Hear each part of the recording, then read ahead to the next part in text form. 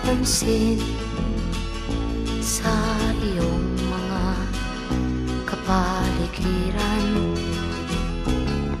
Kay dumi na ng hangin, pati na ang mga ilog natin. Hindi nga masama ang pag-unlad, at malayo-layo na rin ang ating narating. Ngunit masdan mo ang tubig sa dagat, dati kulay asul, ngayon'y naging itim. Ang mga duming ating ikinalat sa hangin, sa langit, huwag na nating paabutin.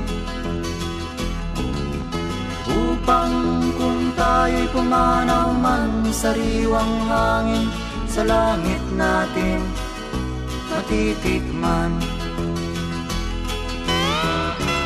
Mayroon lang akong hinihiling, sa aking pagpanaw sana ay tag-ulan.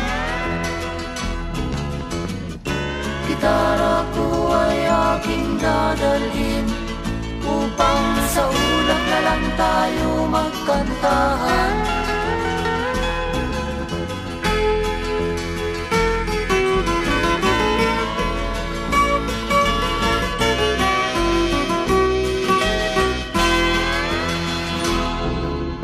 Ang mga batang ngayon lang isinilang, may hangin pa kayang matitikman?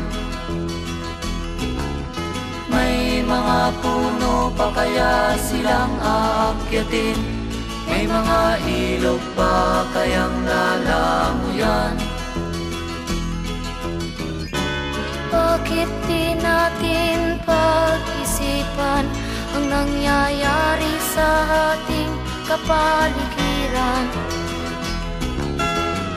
Hindi nga masama ang pag-unlad, kung hindi nakakasira ng kalikasan. Darating ang panahon, mga ibong dala ay wala nang madadapuan.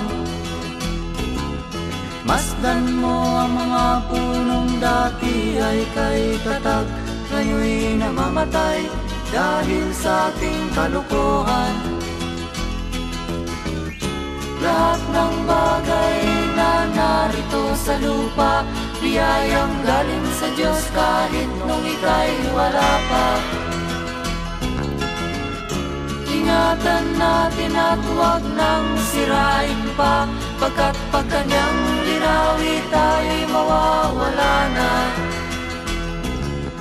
Mayroon lang akong hinihiling, sa aking pagpanaw sana ay tag-ulan.